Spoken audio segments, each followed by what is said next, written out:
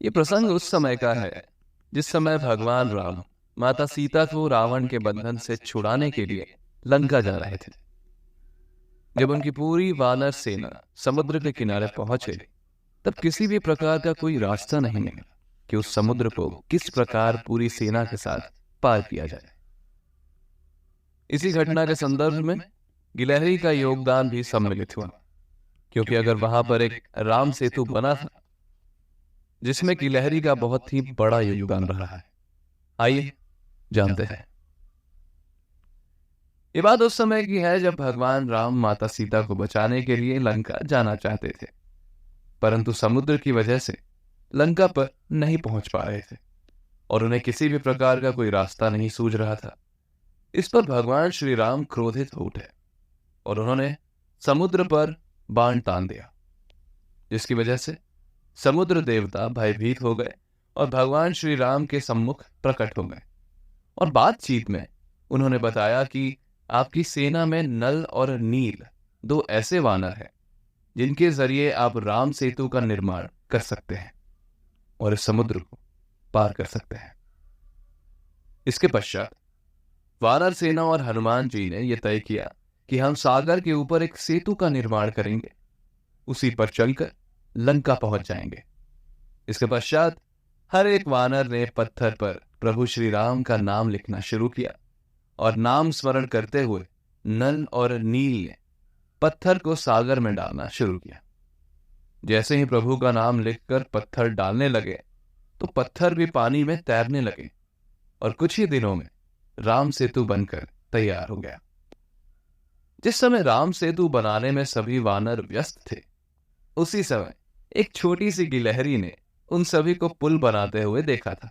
गिलहरी ने मन में ही सोचा कि प्रभु श्री राम तो साक्षात भगवान है, उनके लिए जब ये बंदर राम सेतु बना रहे हैं और भगवान राम की सेवा कर रहे हैं, तो मुझे भी सेवा में अपना योगदान देना चाहिए।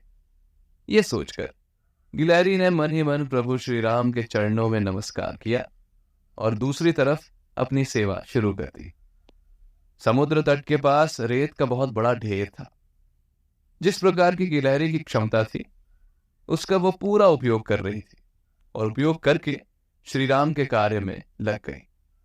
ऐसा देखकर वानरों को बहुत ही ज्यादा आश्चर्य हुआ कि एक वानर ने गिलहरी से कहा, अरे तुम तो बहुत छोटी हो और एक एक कण रेत लाकर समुद्र में डाल रही हो, क्या तुम्हारे ऐसा करने से पुल का निर्माण हो जाएगा? तब गिलहरी ने जवाब दिया, मैं भले ही बड़े पत्थर नहीं उठा सकती हूं, पर जितना श्री राम ने मुझे क्षमता दी है उतनी सेवा तो कर ही सकती हूं। भले ही ये छोटी सेवा हो, परंतु श्री राम की सेवा तो हो रही है ना, इसलिए आप मुझे ये सेवा करने दीजिए। ऐसा कहने के बाद गिलहरी दोबारा से रेत लेकर सागर में डालने की सेवा में लग गई। ये सेवा करते हुए गिलहरी बहुत ही ज्यादा थक गई थी, परंतु अपनी थकान की उसने परवाह नहीं की और बिना रुके सेवा करती रही। वो मन ही मन कह रही थी, आपको क्या पता, जब तक मेरे शरीर में प्राण है तब तक मैं प्रभु श्री राम की सेवा करती रहूंगी। इसके बाद जब वो दोबारा रेत लेकर समुद्र की ओर जाने लगी, तब किसी ने बहुत प्रेम से उसकी तरफ देखा। जी हाँ, वो प्रभु श्री राम ही थे। जैसे ही श्री राम ने गिलहरी को देखा, उन्होंने गिलहरी को अपने हाथों में उठा लिया। इसके पश्चात श्री राम ने अपने प्रेम से अपनी दाहिनी हाथ की उंगलियों से उसके सिर पर हाथ फेरते हुए गिलहरी से कहा, भले ही तुम छोटी हो, किंतु तुमने मेरी सेवा बहुत ही अच्छी की है, इसलिए मैं तुमसे बहुत ही अधिक प्रसन्न हूं। इतना सुनते ही गिलहरी भाव विभोर हो उठी। इस समय गिलहरी की पीठ पर भगवान की उंगलियों के निशान प्रकट हो गए थे, जिसकी वजह से आज तक गिलहरी की पीठ पर धारियों के निशान दिखाई देते हैं। वो प्रभु श्री राम की उंगलियों के ही निशान हैं। इसके पश्चात प्रभु श्री राम ने गिलहरी से कहा, कोई भी कार्य छोटा या बड़ा नहीं होता, और जो भी तुम्हारी जैसी सेवा करेगा उस पर हमेशा मेरी कृपा बनी रहेगी।